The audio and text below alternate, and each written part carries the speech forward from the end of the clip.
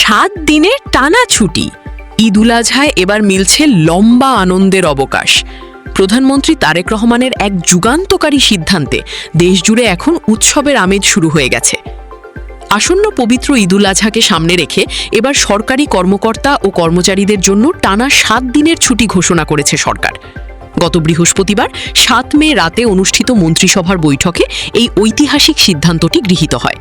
আর এই সিদ্ধান্তের খবর ছড়িয়ে পড়তেই দেশের কোটি কোটি মানুষের মুখে ফুটেছে স্বস্তি ও আনন্দের হাসি। মন্ত্রিপরিষদ বিভাগের সংবাদ বিজ্ঞপ্তিতে জানানো হয়েছে, আগামী 25 মে থেকে 31 মে পর্যন্ত এই ছুটি কার্যকর থাকবে।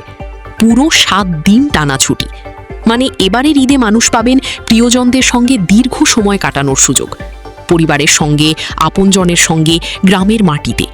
এবারের ঈদ হবে সত্যিকারের আনন্দময়।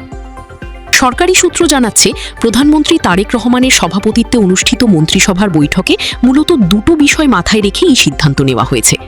1, ঈদযাত্রা যেন নির্বিঘ্ন হয়। 2, কর্মজীবী মানুষেরা যেন পরিবারের সঙ্গে দীর্ঘ সময় উৎসব উপভোগ করতে পারেন। জানা গেছে, প্রধানমন্ত্রী তারেক রহমানের ব্যক্তিগত আগ্রহ ও উদ্যোগের কারণেই এই ছুটি মঞ্জুর হয়েছে। দেশের মানুষের ঈদ যেন সত্যিকারের আনন্দমুখর হয়, সেটা নিশ্চিত করতেই তিনি এই যুগান্তকারী পদক্ষেপ নিয়েছেন।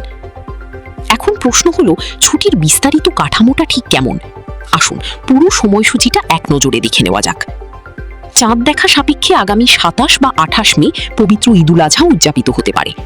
সরকার 28 মেকে ঈদের দিন ধরে ছুটির পুরো কাঠামোটা তৈরি করেছে। সেই অনুযায়ী 26 ও 27 মে হবে ঈদের আগের ছুটি। 28 মে ঈদের দিন থাকবে সাধারণ ছুটি, আর 29, 30 এবং 31 মে থাকবে ঈদের পরবর্তী নির্বাহী ছুটি। মানে ঈদের আগে 2 দিন, ঈদের দিন 1 দিন এবং ঈদের পরে 3 দিন, সব মিলিয়ে টানা 6টি সরকারি ছুটি। আর 25 মে রবিবার থেকে শুরু হওয়ায় এটা আগের সপ্তাহান্তের সঙ্গে যুক্ত হয়ে যাচ্ছে পুরো 7 দিন। তবে একটা বিষয় আলাদাভাবে মনে রাখতে হবে, এই টানা 7 দিনের ছুটি দিতে গিয়ে সরকার 23 ও 24 মে শুক্র ও শনিবারের সাপ্তাহিক ছুটি বাতিল করে সেই দিন সরকারি অফিস খোলা রাখার সিদ্ধান্ত নিয়েছে। মানে সপ্তাহান্তের দুটো ছুটি বাতিল করে সেগুলো পরে ঈদের ছুটিতে যোগ করা হয়েছে।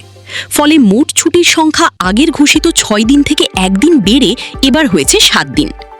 এই দীর্ঘ ছুটির ঘোষণায় এখন দেশ জুড়ে ঘরমুখো মানুষের প্রস্তুতি শুরু হয়ে গেছে।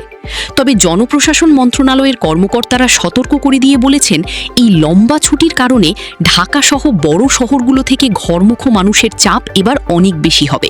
সড়ক, রেল ও নৌপথে যাত্রীর চাপ অস্বাভাবিকভাবে বাড়বে। তাই ঈদযাত্রা নির্বিঘ্ন করতে সংশ্লিষ্ট মন্ত্রণালয় এবং আইন শৃঙ্খলা বাহিনীকে আগাম প্রস্তুতি নিতে নির্দেশ দেওয়া হয়েছে।